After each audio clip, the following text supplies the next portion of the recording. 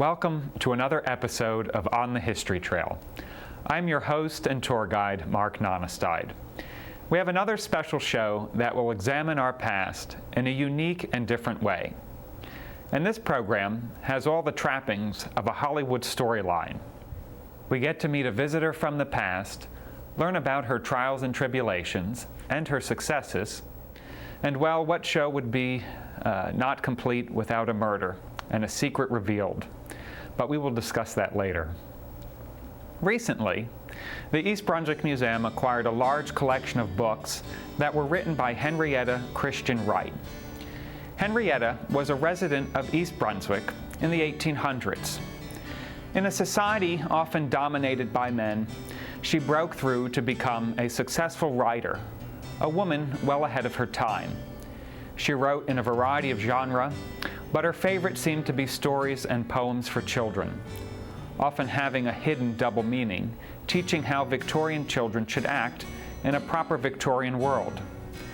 Her children's stories take on a fanciful, almost Peter Pan-esque atmosphere, with talking dolls, fairies, and children living in an underwater world. Henrietta died in 1899 and was buried in Chestnut Hill Cemetery in East Brunswick. But her work continues to be a reflection of her personality and the times in which she lived. When we look at her writings, coupled with other documents from the time period, we can gain a greater appreciation of Ms. Wright's world. Historians call books, newspaper accounts, and other written documents historic records. These records help unravel the stories of our past. When these historic records survive today, they provide valuable information on the thoughts and ideology of people from another time.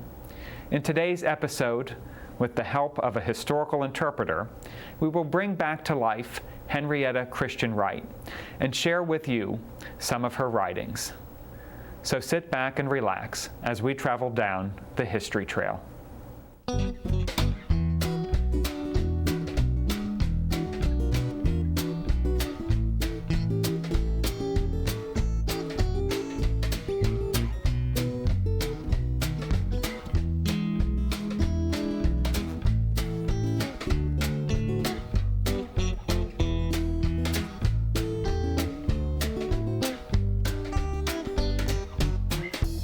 Welcome, Ms. Wright. Thank you for joining us. It's an honor. Thank you for inviting me. Thank you. Can you tell me what section of East Brunswick you lived in? Oh, yes. I lived in the section that's now referred to as the historic village of Old Bridge. Okay, so this was the Old Bridge section of East Brunswick. Yes, it was, right behind Chestnut Hill Cemetery. Okay, great. And what year were you born? I was born in 1852. 1852. So East Brunswick Township was created in 1860. You were born before the formation of our town, before the Civil War. It has changed a lot. Yes. Tell me a little bit about your family. Did you come from a large family? What was your family like? Well, my mother, Rachel, and my father, Seth. I had two brothers, John and Harvey, and my sister, Sarah, and myself. And yourself, okay. And your mother's name was Rachel? Rachel. Rachel, okay. Tell me a little bit about your early education. Where did you attend some of the schools? I attended the local schools in and around this area. Okay, so the schools that were in the neighborhood that you lived in the Old Bridge section. Little one-room school homes, basically. Great, great. Yes. Tell me a little bit about the types of literature that you wrote. I wrote mostly children's stories, fiction and nonfiction, basically to teach children lessons through reading. Okay, great. You know, I've had the pleasure to read some of your work and noticed you wrote quite a bit in the 1880s and 90s. So we're looking at literature that was written in the late 1800s? Yes. Right. And how about the publishers at the time? Who was the major publisher of your work? Well, I would say the major publisher was Scribner's. Was Scribner's, okay. Yes. So these were well-known publishers at the time. Yes. Great. You mentioned a bit about fanciful stories. In fact, when I've read some of your work, I noticed that you have a great imagination. Thank you. And there are wonderful stories about children's stories, and one in particular, Peterkin's Twin Brothers, which was published in New York in 1883 by the publishing company of White, Stokes and Allen, and it was an interesting story about a young boy who meets another boy that lives in a lake, and goes on quite an adventure with him. And I was wondering if you could indulge our audience and read a selection from Peterkin's Twin Brother. Certainly, Mark. I have that right here.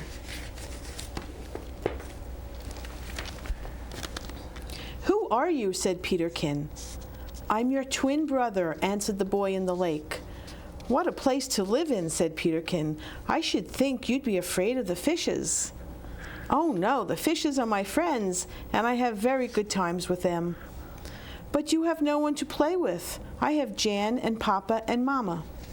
"I have you now," said the twin. "If you'll come down, we can have some merry games." But Peterkin was a little afraid. Mama had told him that he must never stop by the lake one single minute. "If you'll come," said the child in the lake, "I'll give you a string of pretty shells." "But I don't know how to," said Peterkin. "Oh, just jump right in and I'll take care of you," said the boy. Peterkin hesitated. He stood up and looked all around, and then, ashamed of his fears, jumped into the lake. He felt himself going down and down, and then the little boy took hold of his hand and said, "Now you are all right. Come with me." Then he led him to such a beautiful place. Such heaps of pink and golden shells, such lovely red, blue, and white stones, and piles of rock covered with gold and silver. And the little boy took a golden harp and began playing a low, sweet tune.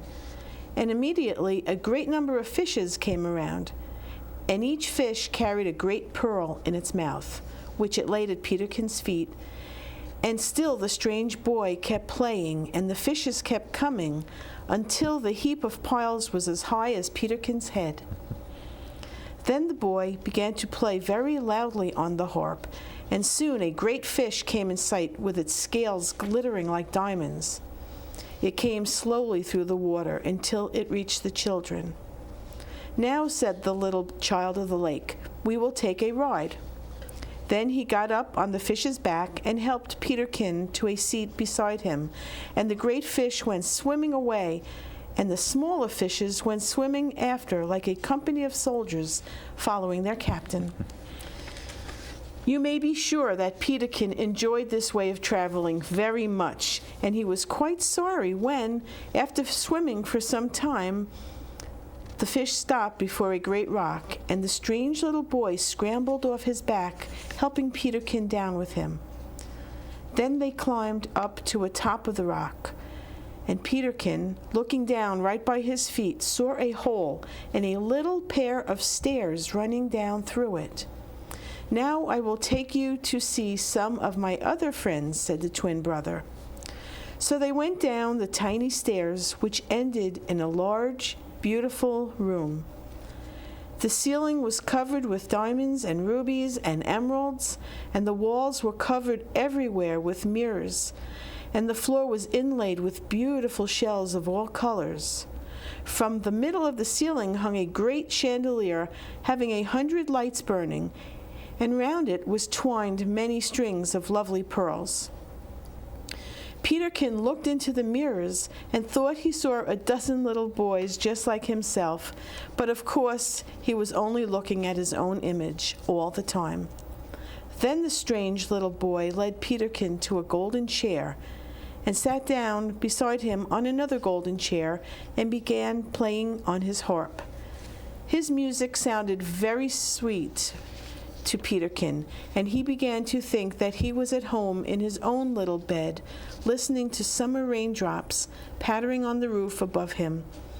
And he was very near falling asleep when the door opened, and in came a crowd of curious-looking people.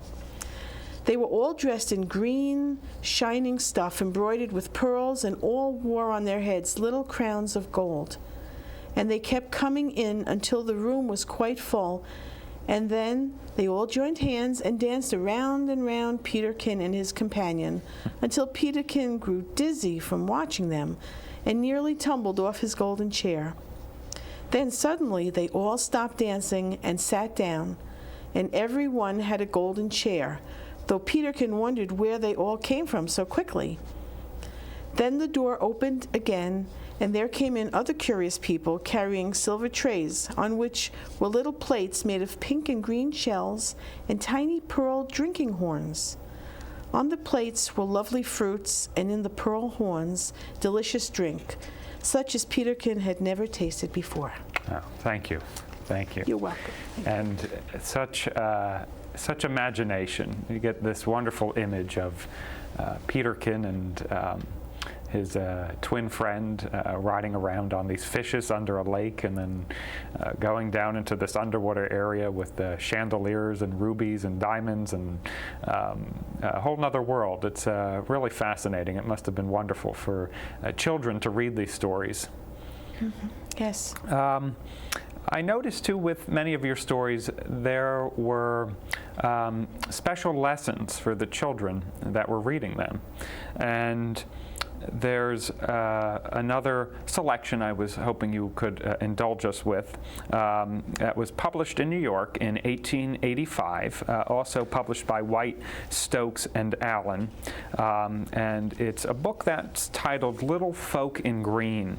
And there's a selection from the book called The Old-Fashioned Doll. And I had the pleasure of reading it. And the story starting off with a brand new doll and two other dolls, both of them being old and raggedy, and a dog named Nip. And all of them are unhappy with their where they are in life and want what the other has. And there's a valuable lesson to be learned in this story. And I was wondering if you would read a bit from the story published in 1885. Certainly. And now, continued the spirit, since you are all so very unhappy, I have concluded to give each one the thing I judge she needs most. So you, turning to the old-fashioned doll, are to change places with the new doll. You are to have her clothes and sit on the doll sofa, and be treated in every way as if you were a great lady. The new doll is to have your clothes, and you will take your position in the family, while Angelina, because she has been obliged to work so hard, is now to sit all day and do nothing. And Nip, who thinks his nose so long, will get rid of the difficulty by holding it straight in the air at all times. I shall come back in a month and see how you are getting along. With these words, the spirit vanished. Great. And we learned from reading the book that they go through quite an ordeal during that month. And would you be so kind to read the conclusion of that story? I will, Mark. As Nip said the other day, one might better have poor clothes and a good heart than good clothes and a bad heart. Strange dog, that Nip, but a real wise fellow, and occasionally says something worth hearing. But ah me, if I could only be comfortably clothed again, I am sure I should be thankful. If I had only known what I was coming to, I never should have complained. So you see, they all said the same thing, if I had only known. All except Nip, who was too miserable to say anything, and simply lay and moaned. In the midst of all this complaining, and before anyone was aware of it, the spirit stood in the room. I think she must have come in through the open window, for certainly the door had not opened. She looked around and said kindly, I am glad to find you all so well. And seeing their astonishment at this, went on, so well disposed towards one another, I mean. Then she laid her hand upon Angelina's head and said, Well, I suppose you are perfectly happy? No, you are not? Well, I know you are not. I knew it before I asked you. To tell you the truth, I have been in the room for the last hour and have heard all your complaints, and I have decided to let you all change back again to your own places. That is, if you're willing. They all exclaimed eagerly that they were indeed very willing. But first, said the Spirit, I want to hear what you have learned this month. Angelina may begin. I have learned, said Angelina, that to be happy is not to be idle. I have learned, said the new doll, that to be proud of one's clothes is the most foolish of all pride, and that it is wise to be thankful for what one has, even if it is not the best thing that one wants the most. And I, said the old-fashioned doll, have learned that one can wear fine clothes and have a very heavy heart all the time, and that the place one is put in is generally the place where one can do the most good. And I have learned, said Nip, that to have a long nose is not the worst thing in the world by any means. And he sighed painfully. I see, said the Spirit, when they were all finished, that my plan has worked very well indeed.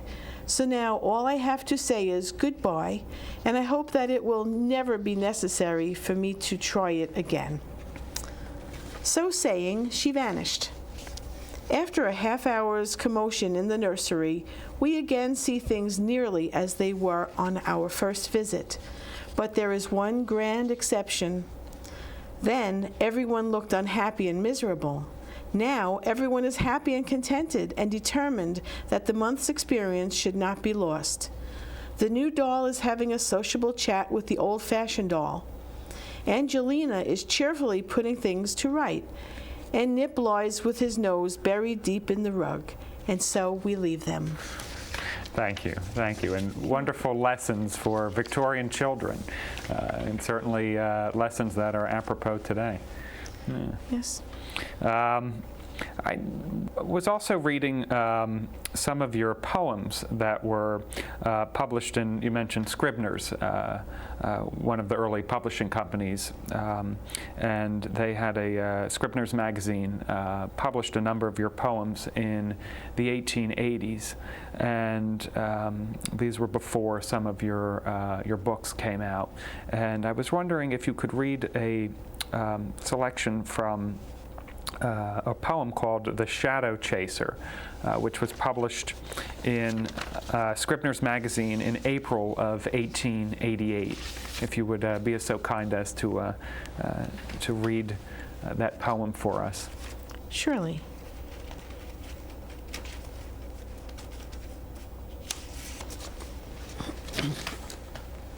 The Shadow Chaser.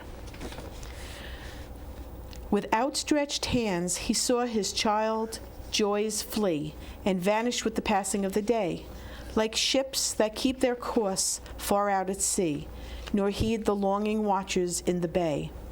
And glad youth found him following, ardent-eyed, the fleeting phantom that he ever lost. And all his eager manhood was denied the sweet reward such weary searching cost. Then came at last life's Lord, sweet death, and said, O loyal heart, well done, behold thy wage. And lo, with fadeless beauty overspread the shadow of his childhood, youth, and age. Thank you. And thank you for taking the time and reading these wonderful stories to our audience. And I'm going to ask Miss Wright if for a moment you could step out of character, and it gives me great pleasure to introduce to our audience Gail Mildrin. You did a wonderful job, Gail. Thank you, Mark. Wonderful job at presenting not only the stories Henrietta wrote, but the story of Henrietta herself. And you have a special connection to Henrietta and to the Wright family. Can you tell us what that is? I have a strong connection with both Henrietta and Rachel. Mm-hmm. With Henrietta, she was such a strong, independent woman mm-hmm. who did not follow the ways of her society, right. where a woman basically would go to school for limited years, then work in the home as either a housewife or a mother, I forged a way for other women to follow by following my heart's passion, by writing. That connection, Mark, connects me with her because I also am a writer.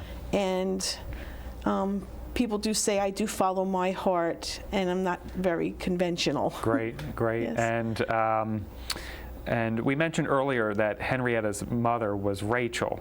Can you tell me what happened to Rachel? Rachel was murdered in the home. She outlived all her children and her husband to an age of 86.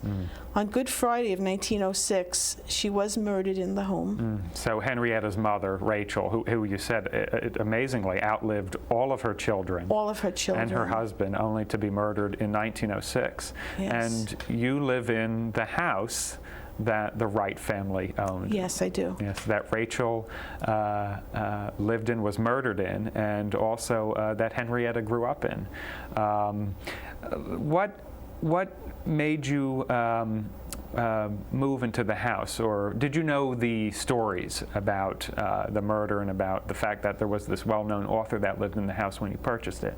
I knew nothing. Nothing. I was out house shopping that day and had gone to about 5 or 6 other homes. They were all structures. They were beautiful. They were larger, smaller, newer, older, but they were structures. When I walked into this home, it was home. It felt like a home. It felt the energies in the house, the atmosphere, tranquility, just peacefulness, like I was being welcomed home. Great. So it leaves a question. When you found out the history of the house, what was your reaction? I wanted to find out more about these wonderful women. Great. Do you feel a special connection to Henrietta and Rachel? Yes, I do. Rachel, because as a mother, having lived to 86 and having buried her husband and her 4 children, that had the strength to go on, she was a remarkable woman. Yeah, certainly. And Henrietta also strong. I know that if I had lived in that time, we would have been friends. Right. And we know today that it's an unsolved murder. They never caught the people that had committed, or the person that committed that act. Right. And there are newspaper accounts from 1906 that talk extensively about this horrific act. It was quite the horrific act in that time. Yeah, certainly. There was a church directly across the street, and that church is still there. And that's mentioned in the newspaper articles as well. I thought we would end with one of your favorite poems that Henrietta wrote, called "The Confession," and I was wondering if you could read that for us. I would love to. And this was published in November of 1887, also in Scribner's Magazine. This is called "A Confession." Do you suppose if all the world someday should come and stand beside my grave and say, "Here lies one who can never be forgot," I would care aught for it if you came not. But if alone you came and said with tears, "Here lies one that I loved," then the years since we had met would quickly fade away, and heaven for me be reckoned that day. It's a very powerful poem. What do you think she meant? What was the meaning of that poem when she wrote it? I think there's such great depth to this, Mark. I think Henrietta knew true love. I feel that she had someone in her life that touched her deeply.